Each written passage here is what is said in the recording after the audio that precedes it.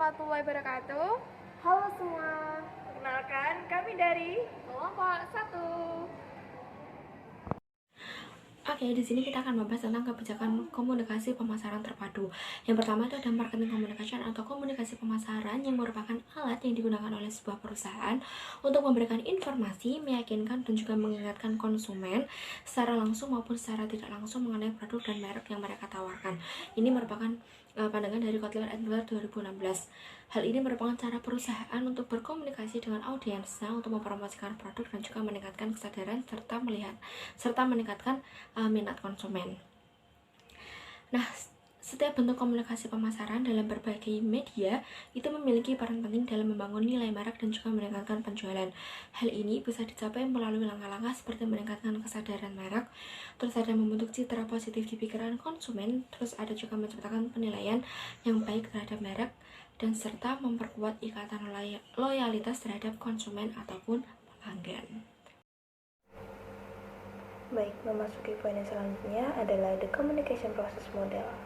Menurut Kotler dan Keller, pada tahun 2016, terdapat dua jenis model proses komunikasi. Yang pertama ada model makro proses komunikasi atau macro model of the communication process. Yang kedua ada model mikro respon konsumen atau micro model of consumer responses.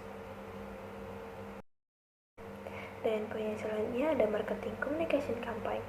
Dalam marketing communication campaign terdapat 6 poin. Yang pertama, kesadaran atau awareness. Yang kedua, pengetahuan atau knowledge. Yang ketiga, menyukai atau liking. Yang keempat, pilihan atau preference. Yang kelima, pengakuan atau conviction. Dan yang terakhir, yang keenam adalah pembelian atau purchase.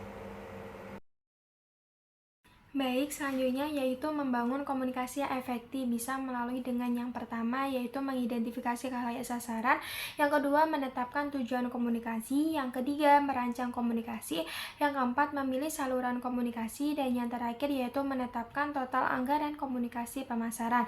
Selanjutnya yaitu pilihan saluran komunikasi, yang pertama ada periklanan, yang kedua promosi penjualan, yang ketiga acara dan pengalaman, yang keempat hubungan masyarakat dan publisitas, yang kelima media online dan sosial pemasaran, yang keenam pemasaran seluler, yang ketujuh pemasaran langsung dan basis data pemasaran, dan yang terakhir yaitu tenaga penjualan.